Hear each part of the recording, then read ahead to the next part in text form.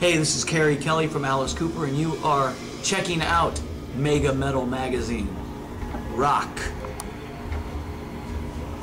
Guess what we should start off with is talking about the Gruesome Twosome tour. How's that been going for you? Awesome, man. I mean, we're having a good time. Rob and the guys are great, and I think it's a long time coming, to be honest with you. You know what I mean? I think the combination of, you know, Rob Zombie's like kind of like the in a way, a newer school Alice Cooper. You know what I mean? So we're getting introduced to a lot of newer fans, you know, which I think is helping Alice out a lot. And we're all having a good time. It's the bottom line, you know. Nice. Has there been one show so far? I know the tour is fairly new, out on the road.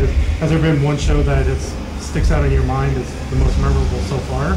They've all been pretty damn good, to be honest with you. I mean, they've been great. The crowds are great.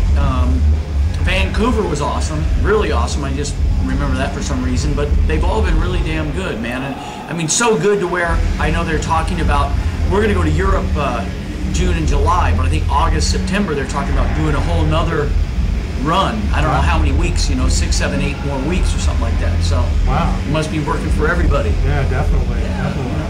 So you're playing with Alice Cooper. How did that whole gig come about for you? Well, it's to try and make a long story short. I knew the guys that were in the band before. Ryan was in the band, my buddy Ryan Roxy, and Eric Dover was in the band at the time, and Eric Singer on drums, of course, who played with us for a while also. Now we got Jimmy DeGrasso on drums. But in 2000, I was playing with Slash, and Ryan was in the band, Eric was in the band. There was a point to where Eric was going to have to leave the tour possibly for a couple of weeks, and so they wanted to have me come in, you know, fill in, blah, blah, blah. So I came down and met all Alice and the crew and blah, blah, blah. Watched the show, seen how everything was interacting and everything with the production and whatnot. And nothing happened at that time, but I was kind of always in the loop, I guess. And then when they needed somebody in 2006 it was, they called me up and here I am. So it's cool, man. Like I said, it's all the guys in the band are great. Everybody involved, the crew guys, the management, everybody. A lot of people have been here for 20, 30, 40 years even. So Alice has a well-oiled group of people, and it's like a well-oiled machine, you know. So it's cool, you know. Yeah, definitely. Yeah. And it looks like you and Damon on stage have really good chemistry. Oh yeah. Guitar-wise. Yeah, we have a good time playing. You know, I mean, we're both kind of into the same, you know, type of cool double guitar stuff, Thin Lizzy and things like that. So we have a good time. We kind of, you know, just have fun with it, you know. On that subject of like Thin Lizzy, let's talk a little bit about influences. Who are some of your other influences, guitar-wise? Well, I mean, you know, besides Thin Lizzy in general, I mean, they're a great band, you know, but single guitar player guys, I mean, obviously Gary Moore was in Thin Lizzy, awesome.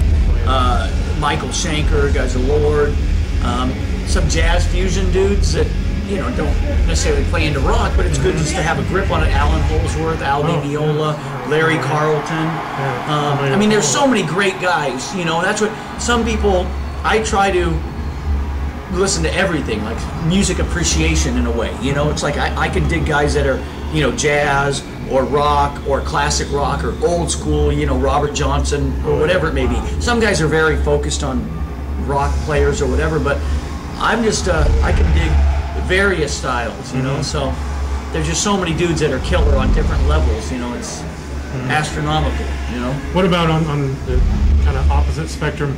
Is there somebody you're listening to that might surprise us that you're listening to them, like musically?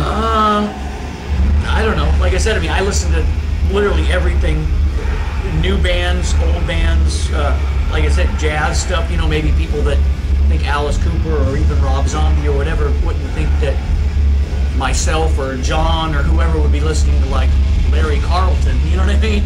But you know, I do. I mean, I'll listen to Larry Carlton or Alan Holdsworth or Al Di Meola, and then, you know, an hour later I'll be listening to like, you know, Paganini or Bach, some classical stuff, or I'll be listening to some new bands that I think are cool, like Kill Hannah or Him, my buddies from Him, or things like that, you know, or Fall Out Boy, you know. I mean, there's so many various things that I like. Like I said, I just try to have broad appreciation, you know, instead of like, oh, I'm metal or I'm blah, blah, blah, you know. So Now, let's go back in time a little bit to the first time you picked up a guitar.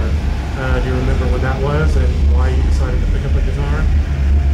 Yeah, I think my grandmother had got me a guitar. I think I was in like 4th grade, maybe, or 5th grade, so I was probably about 10 years old-ish, you know.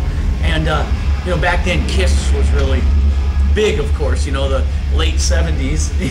So it's like, you know, and kids, you know, when you were younger back then, it was like, oh my God, you know, the guys with the makeup and they're huge and, you know, Kiss.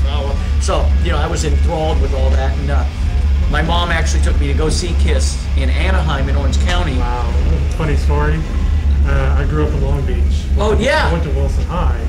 I can dig it. I think that's weird. You know, I think my mom went to that high school. And my mom took me 1977 to Long Beach Arena to see Kiss for my very first concert. There you go. I can dig it, dude. Oh, yeah. Yeah, see, so I went with my mom, because it's weird. My mom's from Long Beach, because my mom was actually Miss Long Beach, believe it or not, in like, well, my parents got married in like 69 or something like that. I think it was like a few, maybe 65 or something like that.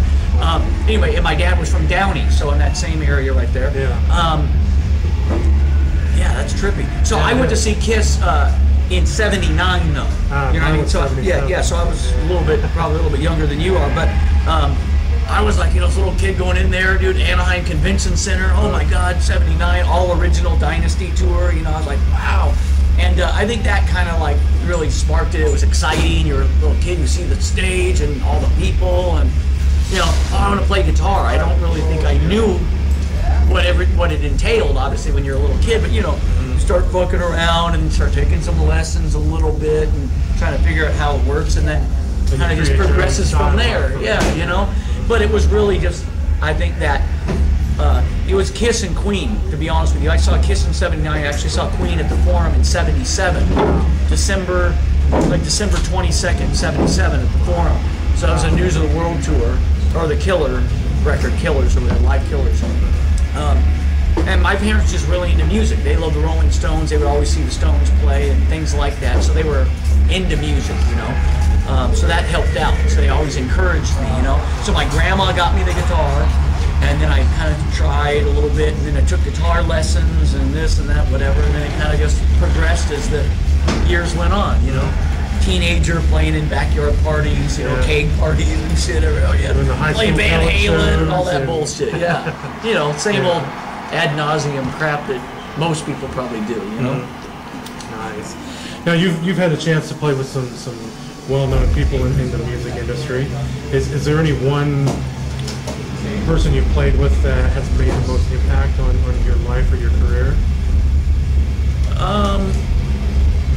Helped you, maybe push you? You know, I mean, nobody.